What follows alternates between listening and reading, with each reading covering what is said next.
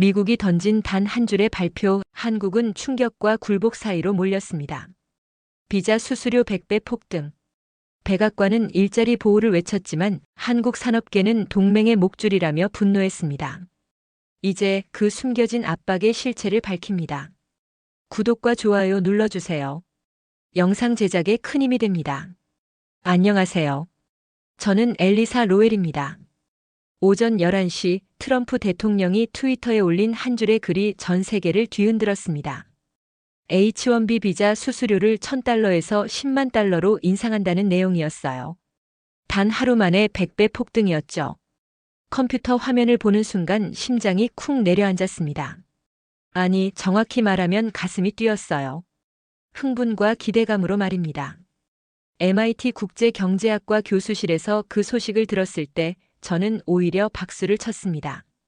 컴퓨터 모니터 앞에서 손뼉을 치며 환호성을 질렀어요. 드디어 제대로 된 자국 우선주의가 시작됐구나. 그렇게 생각했었습니다. 20년간 경제학을 가르치면서 늘 미국 우선주의 정책의 필요성을 주장해왔는데 마침내 그것이 현실이 된 듯 했거든요. 캠브리지 시내의 스타벅스에서 동료 교수들과 만나 커피를 마시며 이야기를 나눴습니다.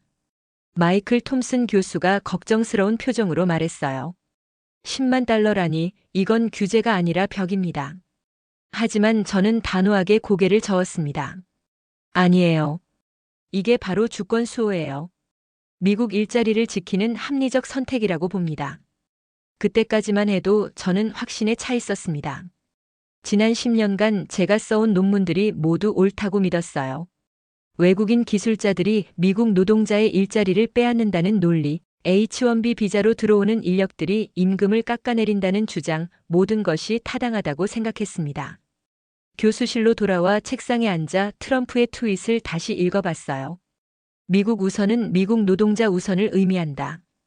H-1B 비자 수수료를 $1,000에서 $10만 달러로 인상한다. 즉시 시행한다고 적혀 있었습니다. 간결하고 명확했어요.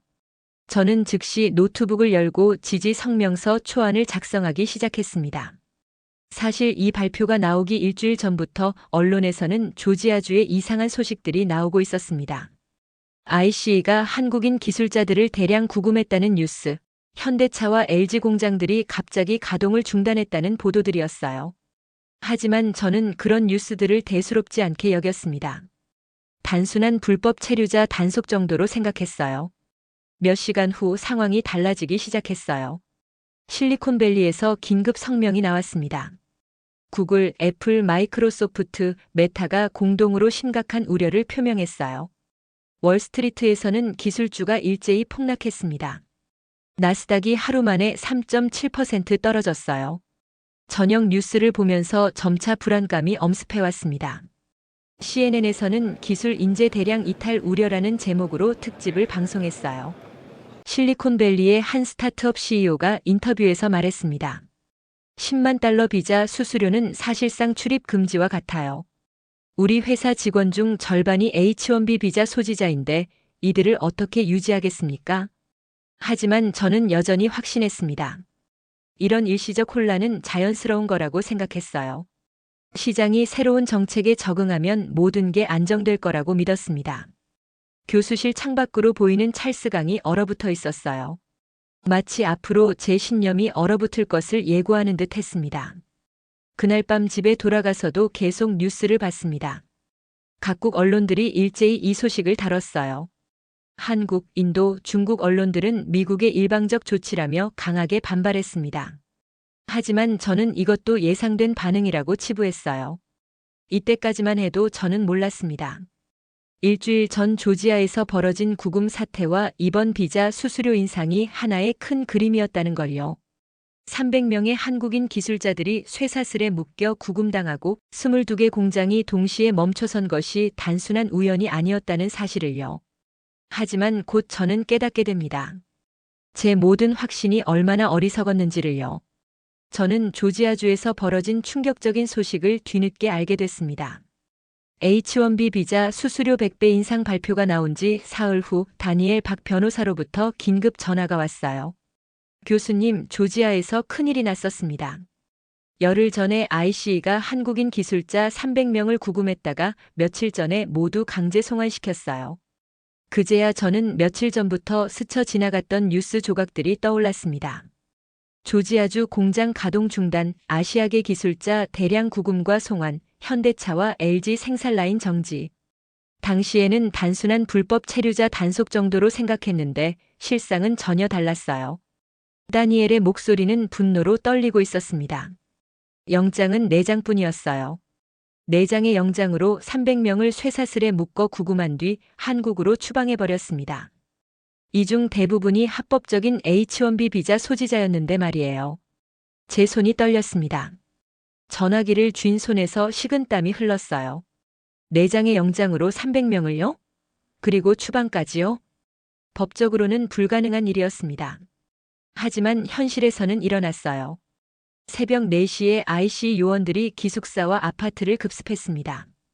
15년간 성실히 일해온 기술자들을 범죄자 취급하며 쇠사슬로 묶어 구금한 뒤 일주일도 안 돼서 모두 한국행 비행기에 태웠어요. 저는 즉시 조지아행 항공편을 예약했습니다. 이론이 아닌 현실을 직접 봐야겠다고 생각했어요. 비행기 안에서 계속 인터넷 뉴스를 검색했습니다. 열흘 전부터 조지아 한인 커뮤니티는 공포에 떨었고 지금은 공장들이 모두 멈춰 선 상태였어요. 애틀랜타 공항에 도착했을 때 분위기가 섬뜩했어요. 입국장 곳곳에 IC 요원들이 서 있었고 아시아계 승객들을 유독 꼼꼼히 검문하고 있었습니다. 한 공항 직원이 작은 목소리로 귀띔했어요. 요즘 한국 사람들 다 쫓아냈어요. 공장들이 난리예요.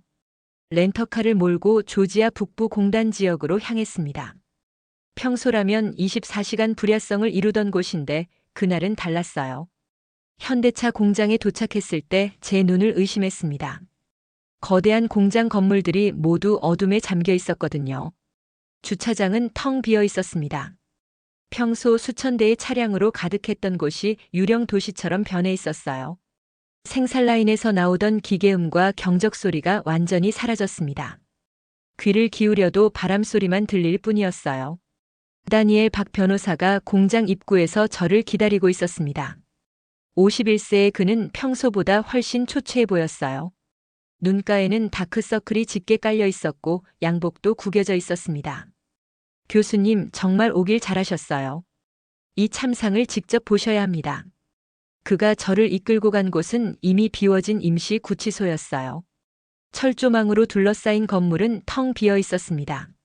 며칠 전까지 300명의 한국인 기술자들이 오렌지색 죄수복을 입고 쇠사슬에 묶여 있었던 곳이었어요.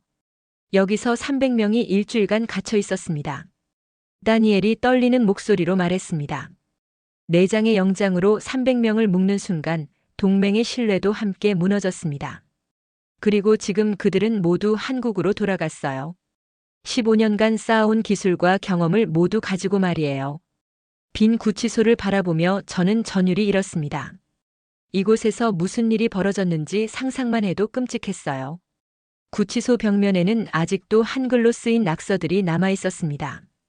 가족이 보고 싶다, 언제 집에 갈 수 있을까, 미국을 믿었는데 라는 절망적인 글귀들이었어요. 다니엘이 휴대폰을 꺼내 사진을 보여줬습니다. 일주일 전 구금 당시의 모습이었어요. 300명의 한국인들이 줄지어 서서 족쇄를 차고 있는 모습이 담겨 있었습니다. 그 중에는 60대 노인도 있었고 임신한 여성도 있었어요. 이 사람은 김철수 씨입니다. 현대차에서 18년간 일했어요. 2 아이의 아버지죠. 다니엘이 한 남성을 가리키며 말했습니다. 이분은 박영애 씨. LG에서 배터리 기술을 담당했어요. 임신 6달인데도 쇠사슬을 찼습니다. 제 눈에서 눈물이 흘렀어요. 지난 20년간 제가 주장해온 자국 우선주의가 이런 참상을 만들어낸 거였습니다. 이론과 현실이 이렇게 다를 줄은 몰랐어요. 이들이 범죄를 저질렀나요? 제가 물었습니다. 전혀요. 모두 합법적인 H-1B 비자 소지자들이었어요. 세금도 성실히 냈고 지역사회에도 기여했습니다. 하지만 ICE는 국가안보 위험이라는 모호한 이유로 이들을 범죄자 취급했어요. 그 순간 저는 깨달았습니다. 제가 지지했던 정책이 법치주의를 파괴하고 있다는 걸요. 영장도 제대로 없이 300명을 구금하고 추방하는 것이 과연 미국의 가치에 부합하는 일인지 의문이 들었습니다. 빈 구치소를 떠나 저는 다니엘과 함께 현대차 공장 내부로 들어갔습니다. 평소라면 수천 명의 노동자들이 바쁘게 움직이며 자동차를 조립하던 곳이었어요. 하지만 지금은 완전히 달랐습니다. 거대한 생산 라인이 멈춰 있었고 조립 중이던 차량들이 반쯤 완성된 채로 방치되어 있었어요. 컨베이어 벨트 위에 올려진 차체들이 유령처럼 서 있었습니다. 도색도 하지 못한 채로 말이에요. 평소라면 이곳에서 하루에 1,500대의 차량이 생산됐는데 지금은 한 대도 만들어지지 않고 있었습니다. 공장 내부는 죽음처럼 조용했어요. 철강은 서 있었지만 사람은 없었습니다.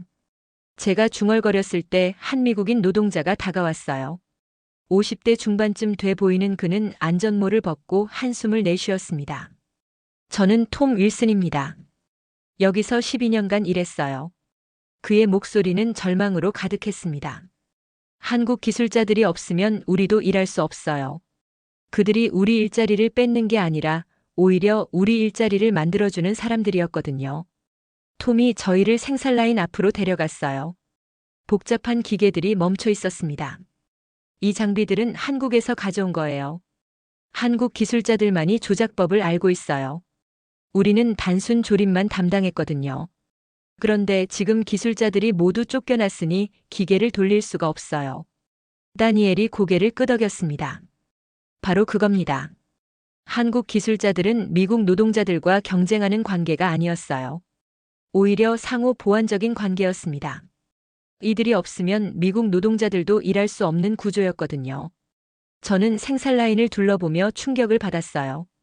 제가 그동안 주장해온 외국인이 미국인 일자리를 빼앗는다는 논리가 완전히 틀렸다는 걸 깨달았습니다. 현실은 정반대였어요. 외국인 기술자들이 오히려 더 많은 미국인 일자리를 창출하고 있었던 거였습니다. 톰이 계속 말했어요. 우리 부서만 해도 230명이 있었는데 한국 기술자 15명이 쫓겨나자 모두 해고됐어요. 1대 15의 비율이었죠. 한국 사람 1명이 미국 사람 15명을 먹여 살리고 있었던 거예요. 다니엘이 태블릿을 꺼내 자료를 보여줬습니다. 현대차 조지아 공장에서 일하던 한국인 기술자는 총 87명이었어요. 하지만 이들과 함께 일하던 미국인 노동자는 2,300명이었습니다. 지금 이 2,300명이 모두 일시 해고 상태예요. 제 머리가 복잡해졌어요. 숫자로 보니 더욱 명확했습니다. 87명의 한국인을 쫓아내려다가 2,300명의 미국인이 일자리를 잃은 거였어요. 이게 과연 미국 우선주의라고 할 수 있을까요? 우리는 LG 배터리 공장으로 이동했습니다. 여기도 마찬가지였어요. 거대한 배터리 생산 라인이 완전히 멈춰 있었습니다. 평소라면 전기차용 배터리가 24시간 생산되던 곳인데 지금은 정막만이 흘렀어요. LG 공장의 미국인 관리자 데이비드 존슨이 저희를 맞았습니다.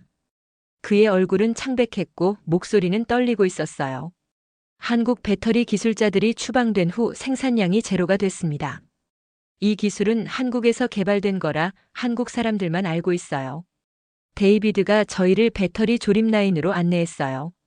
이 공정은 온도와 습도를 0.1도, 0.1% 단위로 조절해야 해요. 한국 기술자들이 15년간 축적한 노하우가 필요한 부분이죠. 매뉴얼만으로는 절대 할 수 없어요. 제가 물었습니다. 다른 기술자를 구할 수는 없나요? 불가능해요. 이 정도 기술력을 가진 사람들을 새로 양성하려면 최소 5년은 걸려요. 그런데 5년 동안 공장을 멈춰둘 수는 없잖아요. 결국 이 공장도 문을 닫아야 할 상황이에요. 다니엘이 덧붙였습니다. LG 공장 폐쇄가 확정되면 1,200명의 미국인 노동자가 추가로 해고될 예정입니다. 한국인 기술자 62명을 쫓아낸 결과가 이거예요. 저는 공장을 나오며 깊은 절망감에 빠졌어요. 제가 지지했던 정책이 이런 결과를 낳을 줄은 꿈에도 몰랐습니다. 외국인을 배제하려다가 오히려 미국인들이 더 큰 피해를 입게 된 거였어요.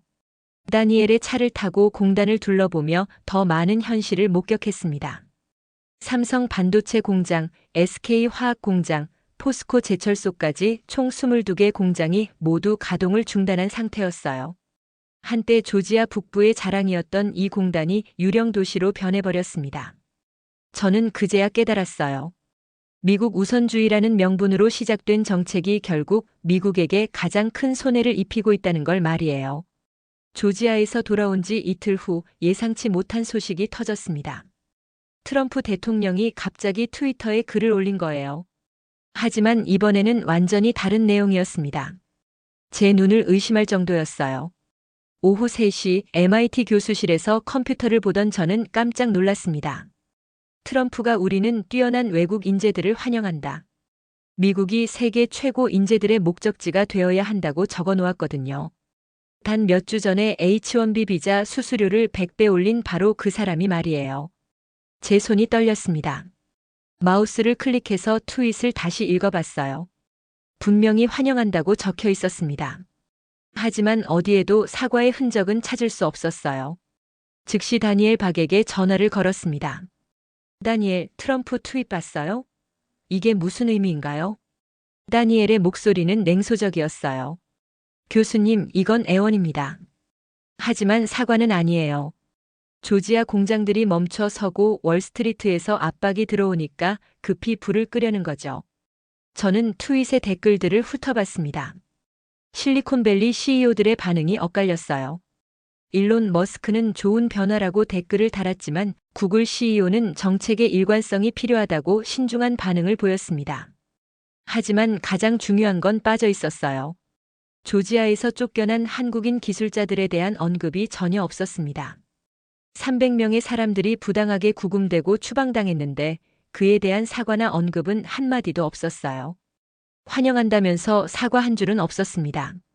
제가 중얼거렸을 때 교수실 문이 열리며 동료 교수 마이클 톰슨이 들어왔어요. 그의 얼굴은 분노로 일그러져 있었습니다. 엘리사, 이게 대체 뭐야? 지난주에는 외국인을 쫓아내더니 이번엔 환영한다고. 이런 식으로 정책을 번복하면 누가 미국을 믿겠어? 마이클이 책상을 탁 치며 말했습니다. 저도 마찬가지 생각이었어요.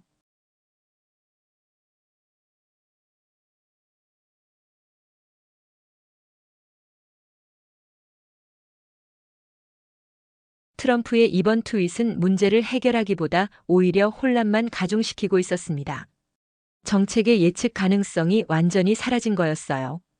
오후 5시경 CNN에서 긴급 뉴스가 나왔습니다. 트럼프 외국 인재 환영 발언으로 정책 혼선 가중이라는 제목이었어요. 앵커는 이렇게 말했습니다. 하지만 H-1B 비자 수수료 10만 달러 정책은 여전히 유효하다고 백악관이 확인했습니다. 제 머리가 더욱 복잡해졌어요. 환영한다고 하면서 진입 장벽은 그대로 둔다는 게 말이 됐을까요? 이건 마치 우리 집에 오세요라고 하면서 문에 자물쇠를 10개씩 달아놓은 격이었습니다. 저녁에 다니엘로부터 또 다른 소식을 들었어요. 한국 정부가 공식 성명을 발표했다는 내용이었습니다. 미국의 일방적인 정책 변경과 자국민에 대한 부당한 대우에 강력히 항의한다는 내용이었어요. 한국 외교부 대변인은 브리핑에서 이렇게 말했습니다. 미국이 외국 인재를 환영한다고 하지만 우리 기술자 300명을 부당하게 구금하고 추방한 것에 대해서는 어떤 사과도 없었습니다. 이런 식으로는 신뢰 회복이 불가능합니다. 그 말이 전곡을 찔렀어요. 신뢰라는 건 한번 무너지면 회복하기가 정말 어려운 거였습니다. 특히 국가 간의 신뢰는 더욱 그랬어요. 밤 10시 월스트리트 저널에서 분석 기사가 나왔습니다. 트럼프의 모순된 메시지, 시장 불안 가중이라는 제목이었어요. 기사에서는 정책의 일관성 부족으로 기업들이 투자를 망설이고 있다고 분석했습니다. 실제로 나스닥은 그날 2.1% 더 떨어졌어요. 기술주들이 일제히 하락했습니다. 투자자들은 트럼프의 말을 믿어야 할지 확신하지 못하고 있었어요. 제가 가장 충격받은 건 조지아 현지 반응이었습니다. 현지 언론과의 인터뷰에서 해고된 미국인 노동자 한 명이 이렇게 말했어요. 대통령이 환영한다고 해도 이미 늦었어요. 한국 사람들은 다시 오지 않을 거예요. 누가 이런 나라를 믿고 오겠어요? 그 말이 뼈아프게 다가왔습니다. 신뢰를 잃는 건 순간이지만 되찾는 건 정말 오랜 시간이 걸린다는 걸 실감했어요. 저는 그날 밤 잠을 이루지 못했습니다. 트럼프의 180도 바뀐 태도가 문제를 해결하기보다 오히려 상황을 더욱 악화시키고 있다는 생각이 들었어요. 사과 없는 환영 메시지는 그냥 공허한 말잔치에 불과했습니다. 트럼프의 혼란스러운 메시지가 나온 지 사흘 후 결정적인 발표가 나왔습니다. 백악관에서 공식 성명을 통해 H-1B 비자 수수료 100배 인상을 최종 확정한다고 발표한 거예요. 오전 9시 백악관 대변인이 브리핑에서 명확히 말했습니다. H-1B 비자 수수료는 예정대로 10만 달러로 인상됩니다. 저는 MIT 교수실에서 생중계를 보며 경악했어요. 며칠 전 외국 인재를 환영한다고 해놓고는 진입 장벽을 더욱 높이는 모순된 행동이었습니다. 이건 마치 어서 오세요라고 하면서 문을 걸어 잠그는 격이었어요. 즉시 월스트리트의 반응이 나타났습니다. 나스닥이 장 시작과 함께 4.2% 급락했어요. 애플은 6%, 구글은 8%, 마이크로소프트는 5% 떨어졌습니다. 기술주 대학살이 벌어진 거였어요. 제 휴대폰이 울렸습니다. 다니엘 박의 목소리는 절망으로 가득했어요. 교수님, 이제 정말 끝났습니다. 100배 수수료는 장벽이자 족쇄예요. 어떤 기업도 10만 달러를 내고 직원 한 명을 데려오려 하지 않을 거예요. 저도 마찬가지 생각이었습니다. 연봉 8만 달러를 받는 프로그래머를 데려오기 위해 비자 수수료로 10만 달러를 낸다는 건 경제적으로 말이 안 됐어요. 차라리 그 돈으로 미국인 2명을 더 고용하는 게 나았죠. 오후에 실리콘밸리에서 긴급 회의가 열렸다는 소식이 들려왔습니다. 구글, 애플, 메타, 아마존 CEO들이 모여 대응 방안을 논의했다고 해요. 회의 후 공동 성명이 나왔는데 내용이 충격적이었습니다. 미국의 예측 불가능한 정책으로 인해 해외 투자와 연구개발 확대를 검토하고 있다는 내용이었어요. 쉽게 말해 미국을 떠나겠다는 위협이었습니다. 애플은 이미 인도와 베트남 공장 확대를 발표했고 구글은 캐나다 토론토에 새로운 AI 연구소 설립을 검토 중이라고 했어요. 저녁 뉴스에서 더욱 충격적인 소식이 나왔습니다. 조지아주 한인회에서 성명을 발표한 거예요. 앞으로 한국 기업의 조지아 투자를 적극 만류하겠다는 내용이었습니다. 한인회장 김정호 씨가 인터뷰에서 말했어요. 300명의 우리 동포가 범죄자 취급을 받고 쫓겨났는데 어떻게 다시 이곳에 투자하라고 할 수 있겠습니까? 그 말이 뼈 아팠습니다. 한국은 조지아주 최대 투자국 중 하나였거든요. 현대차, LG, 삼성, SK가 모두 조지아에 대규모 투자를 했는데 이제 그 관계가 완전히 틀어진 거였어요. 밤 10시 한국경제신문에서 특종 기사가 나왔습니다. 한국 정부 미국 대신 유럽 투자 확대 검토라는 제목이었어요. 기사에 따르면 한국 정부가 독일, 프랑스, 네덜란드와 기술자 교류 확대 협정을 논의 중이라고 했습니다. 더 충격적인 건 개별 기업들의 움직임이었어요. 현대차는 체코 공장 증설을 발표했고 LG는 폴란드에 새로운 배터리 공장 건설을 검토 중이라고 했습니다. 삼성은 아예 텍사스 반도체 공장 투자를 중단한다고 발표했어요. 제가 가장 놀란 건 인재 유출이었습니다. MIT에서 박사과정을 밟고 있던 한국 학생 12명이 일제히 유럽 대학으로 전학을 신청했다는 소식을 들었어요. 제 연구실에 있던 김민수 박사과정생도 그중 하나였습니다. 교수님, 더 이상 미국에 미래가 없다고 생각해요. 민수가 사표를 내며 말했습니다. 10만 달러 비자 수수료를 낼 회사는 없을 거예요. 차라리 독일이나 캐나다로 가는 게 낫겠어요. 저는 할 말이 없었어요. 20년간 MIT에서 가르치면서 수많은 한국 학생들을 봐왔는데 이런 대량 이탈은 처음이었습니다. 벤처 캐피털들도 움직이기 시작했어요. 실리콘밸리의 유명 투자사 세콰이어 캐피털이 아시아 인재를 활용할 수 없는 스타트업에는 투자하지 않겠다고 선언했습니다. 이는 사실상 미국 스타트업 생태계의 치명타였어요. 가장 상징적인 사건은 스탠포드 대학에서 일어났습니다. 컴퓨터 과학과 교수진 30명이 공동으로 인재 개방 정책 촉구 성명을 발표한 거예요. 성명서에는 이런 내용이 있었습니다. 100배 수수료는 미국 과학기술 발전에 치명적 타격을 줄 것이다. 우리는 정부의 즉각 철회를 요구한다. 하지만 백악관의 반응은 차가웠어요. 트럼프는 다시 트위터에 미국 노동자 보호가 최우선이라고 적어 놓았습니다. 며칠 전 외국 인재 환영 발언과는 완전히 상반된 내용이었어요. 저는 그날 밤 깊은 절망감에 빠졌습니다. 100배 수수료 확정으로 미국이 스스로 경쟁력을 포기하는 걸 보는 것 같았어요. 외국 인재들이 떠나고 투자가 줄어들고 혁신이 멈추는 악순환이 시작된 거였습니다. 100배 수수료는 장벽이자 족쇄였습니다. 제가 일기에 적은 마지막 문장이었어요. 이제 미국은 정말로 고립된 섬이 될 것 같았습니다.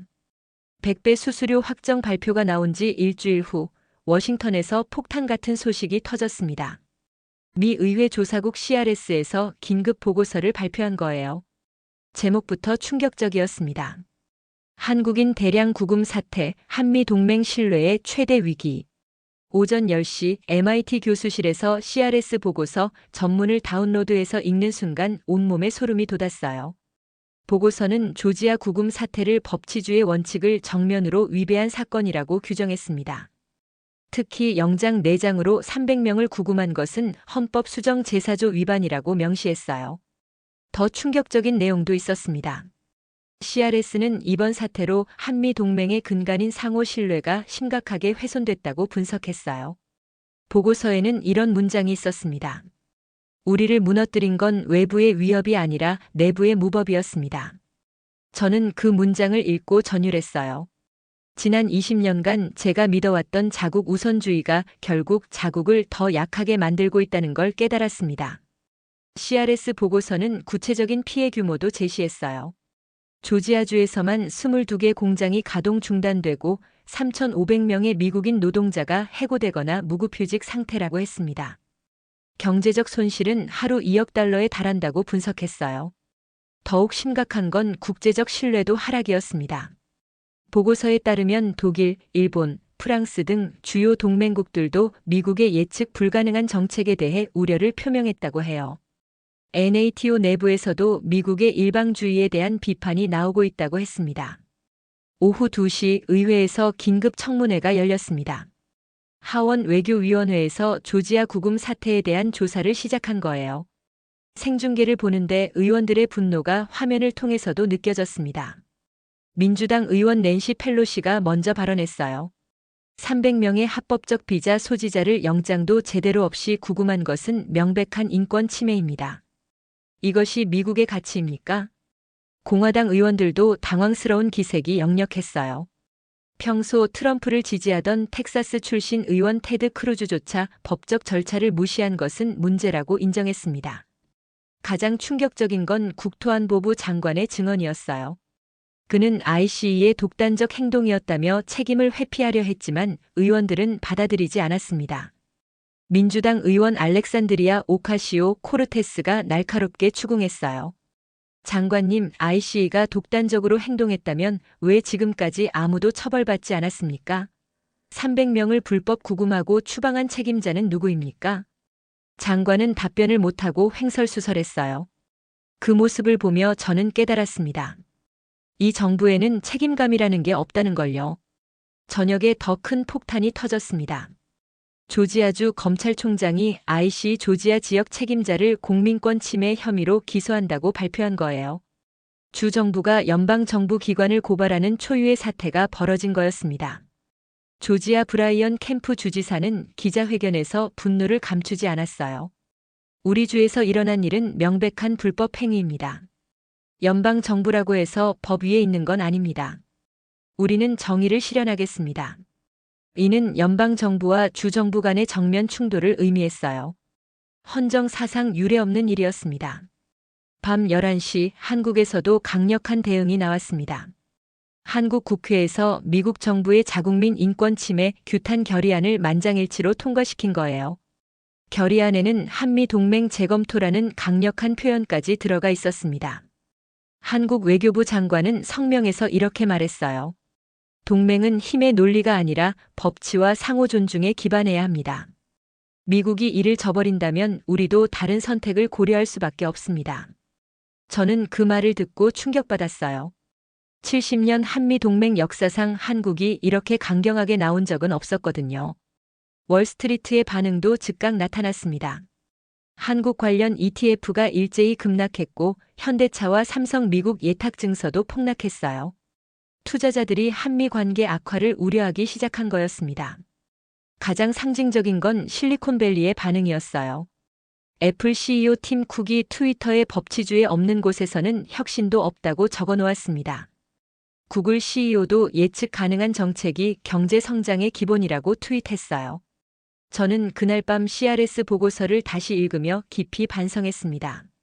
제가 지지했던 정책들이 결국 미국의 국익을 해치고 있다는 걸 인정할 수밖에 없었어요. 동맹의 적은 외부가 아니라 내부의 무법이었다는 CRS의 지적이 뼈아프게 다가왔습니다. CRS 보고서 파장이 계속되는 가운데 예상치 못한 곳에서 강력한 압박이 시작됐습니다. 조지아주 정부, 월스트리트, 그리고 산업계가 동시에 움직인 거예요. 이들의 목표는 하나였습니다. H-1B 비자 제도의 즉각적인 재검토였어요. 오전 9시 조지아주 브라이언 캠프 주지사가 긴급 기자회견을 열었습니다. 그의 얼굴은 단단히 굳어 있었어요. 우리 주는 더 이상 참을 수 없습니다. 연방 정부의 무모한 정책으로 3만 5천 개의 일자리가 위험에 처했어요. 캠프 주지사는 구체적인 수치를 제시했습니다. 한국 기업들이 조지아에 투자한 금액은 총 180억 달러입니다. 이들이 철수하면 우리 주 경제는 완전히 무너져요. 연방 정부는 즉시 비자 정책을 원상복구해야 합니다. 더 놀라운 건 그가 발표한 조치였어요. 조지아주가 독자적으로 기술자 특별 거주 프로그램을 만들겠다고 선언한 거였습니다. 연방 정부의 H-1B 비자와 관계없이 주 정부 차원에서 외국 기술자들을 유치하겠다는 거였어요. 오후 2시 월스트리트에서도 움직임이 시작됐습니다. 골드만삭스, JP모건, 모건 스탠리 CEO들이 공동 성명을 발표했어요. 현재의 비자 정책은 미국 경제에 치명적 타격을 주고 있다는 내용이었습니다. 특히 골드만삭스 CEO 데이비드 솔로몬의 발언이 주목받았어요. 투자는 세금보다 불확실성을 더 두려워합니다. 100배 수수료보다 무서운 건 100배 불확실성이에요.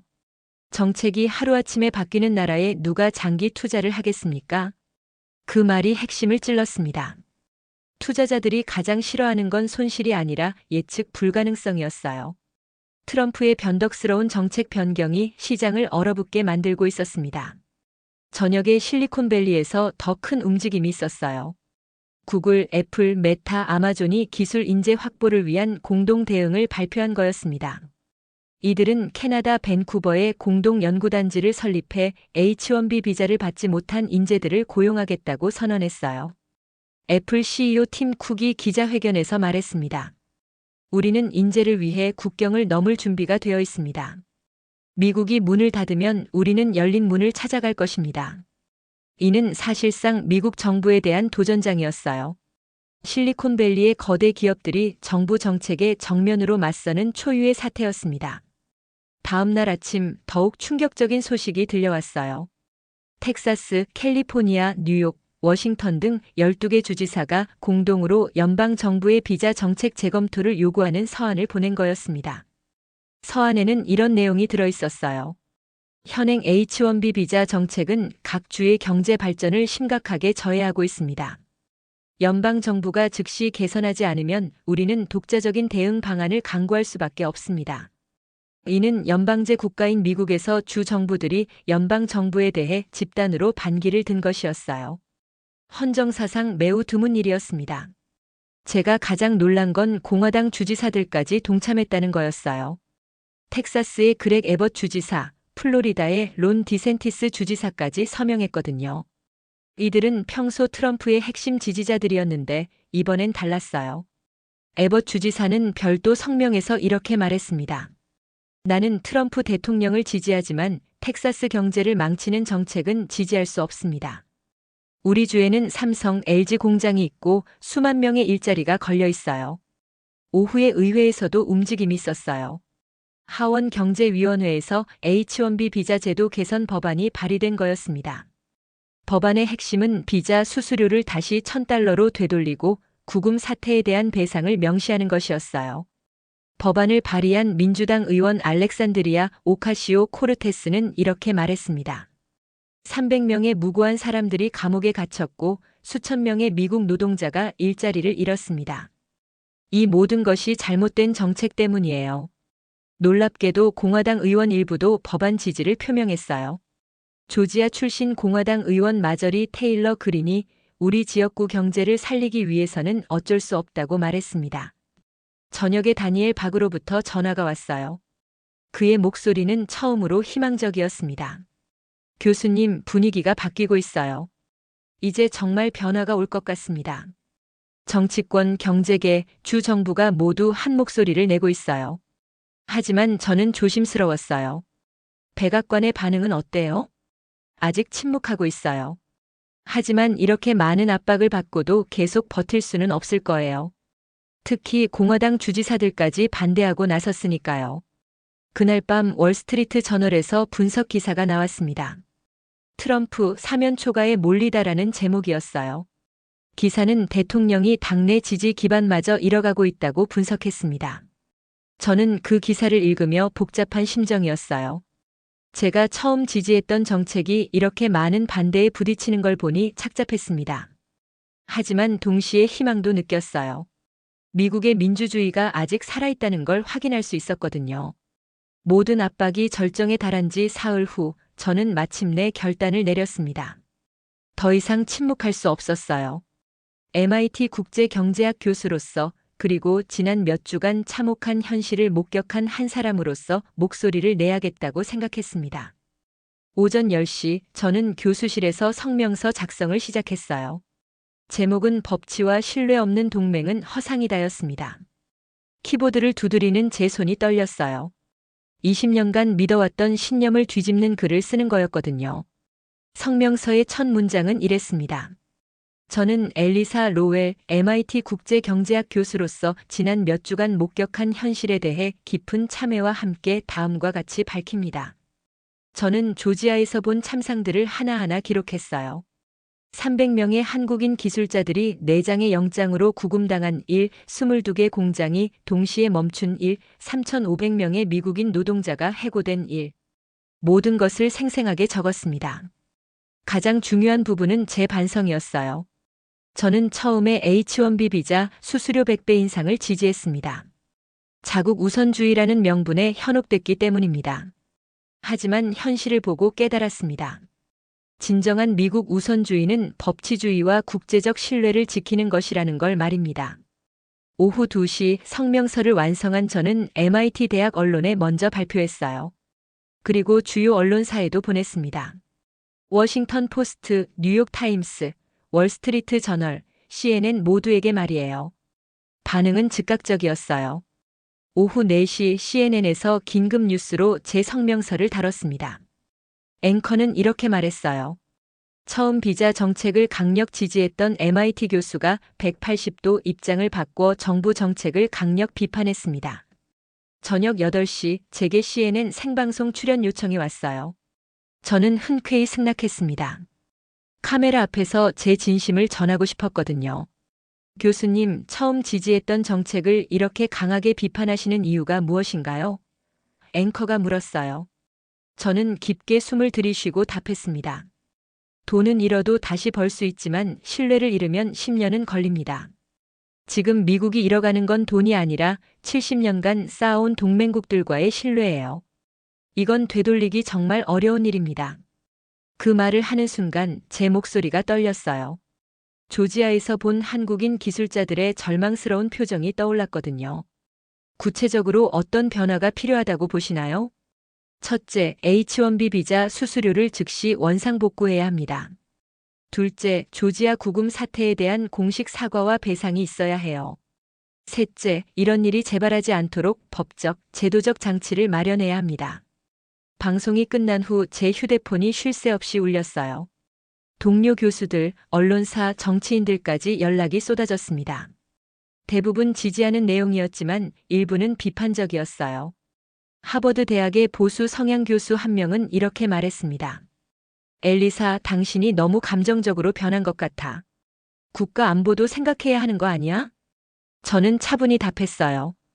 법적 절차도 무시하면서 국가 안보를 말할 수 있을까요? 영장 4장으로 300명을 구금하는 게 법치국가의 모습인가요? 다음 날 아침 제 성명서가 워싱턴 포스트 일면에 실렸어요. MIT 교수의 참회록이라는 제목이었습니다. 기사는 제 변화 과정을 자세히 다뤘어요. 더 놀라운 건 오후에 일어났습니다.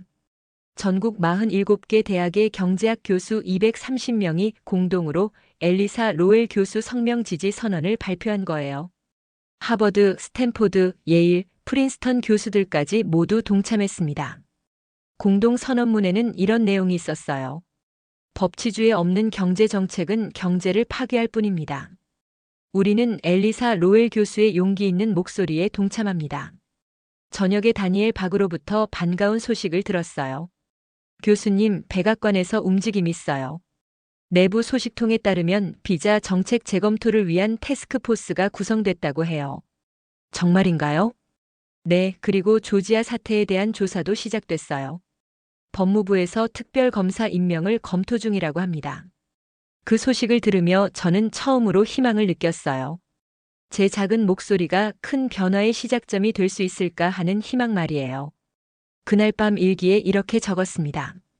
때로는 틀렸다고 인정하는 용기가 끝까지 고집하는 것보다 더 큰 힘을 갖는다. 오늘 저는 그 용기를 냈다. 이제 변화가 시작되기를 바란다. 다음 날 아침 뉴욕 타임스에서 사설을 실었어요. 한 교수의 용기가 보여준 길이라는 제목이었습니다. 사설은 진정한 애국은 맹목적 지지가 아니라 용기 있는 비판에서 나온다고 결론지었습니다. 저는 그 사설을 읽으며 확신했어요. 제가 올바른 길을 가고 있다는 걸 말이에요.